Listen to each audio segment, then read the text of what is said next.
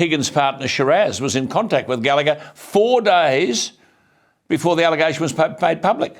4 days. And but again, Gallagher said no one had any knowledge. No one had any knowledge. And again, a flimsy excuse has now been provided that did not accord with the indignation she showed on that night in question on the 4th of June. But more than that, Alan, we put that to her today in the Australian Senate. And again, let's just go back to Senator Wong's comment. This minister is accountable to this chamber for her conduct.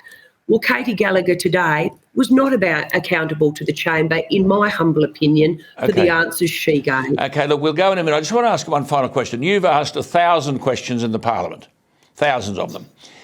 In relation to this matter, is it humanly possible for the Prime Minister, for Catherine King, for Tanya Plibersek to ask all these questions about Brittany Higgins to the Prime Minister without having any kind of contact or briefing from the Higgins party? Is that possible? It seems to me impossible. Well, I think you raise a very good point, Alan, and that is why today was day one. There are certainly more questions that need to be answered. Again, transparency and accountability. The benchmark Prime Minister Albanese set for himself. He is fundamentally failing Australians in that regard. Yeah. Well, I'll just say before we sign off with Michaelia, you've heard from her tonight. She was sued. Linda Reynolds was sued.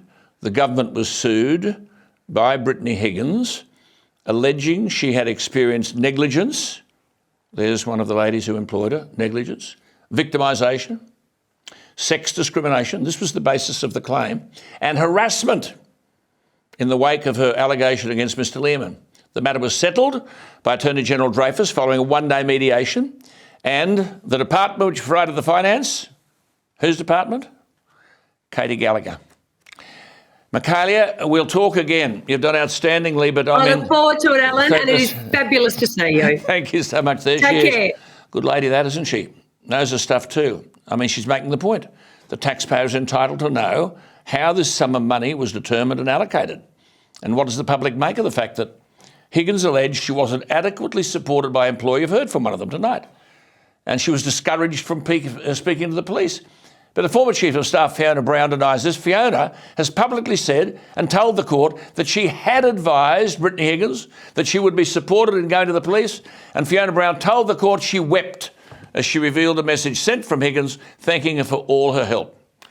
This is a staggering outfit. I'm telling you, this is Australia's version of Watergate.